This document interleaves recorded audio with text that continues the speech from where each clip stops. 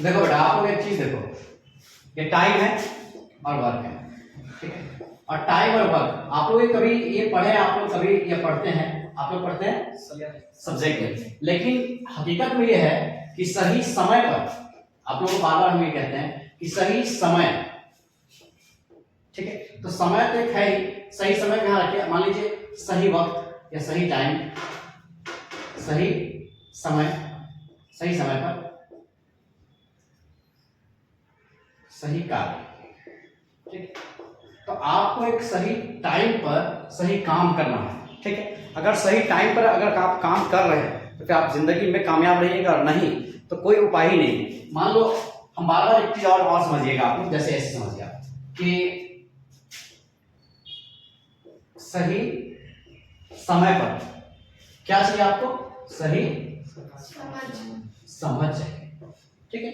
सही समझ, अगर सही समय पर सही समझ आ गया तो जिंदगी में कोई आपको आगे जाने से नहीं रोक सकता है। लेकिन अगर एक चीज मान लो, समझ सबको आता है, कोई ऐसा इंसान नहीं है जिसको समझ नहीं आता। सब आदमी समझ आता है, लेकिन कब आता है, जब समय जाता है तब आता है। तो समय जाने के बाद समझ माने से कोई फायदा होने वाला नहीं है। आप मान लीजिए अभी क्लास 8 में है, सिंपल बात समझिए, आप एक बात को समझिए, क्लास 8 में है, क्लास 8 में आप हो क्या रहा है आपके साथ कि क्लास 8 में आप हैं, अब आपका एग्जाम है, और एग्जाम हॉल में, एग्जाम हॉल से पहले आप कुछ नहीं पढ़े। जब आपका एग्जाम था उससे पहले आप कुछ नहीं पढ़े, जब आप कुछ नहीं पढ़े उसके बाद जब आप एग्जाम लिखने आए, उस समय आपको सही समझ आ जाएगा कि नहीं, हम जो पहले नहीं पढ़े, अगर नहीं पढ़े तो क्यों नहीं पढ़े, उस समय पछतावा होने से कोई फायदा नहीं होने वाला। तो पछतावा कब होना चाहिए, उस एग्जाम से पहले। तो अगर आप तैयारी कर लेते एग्जाम से पहले, तो आपको अगर सही समय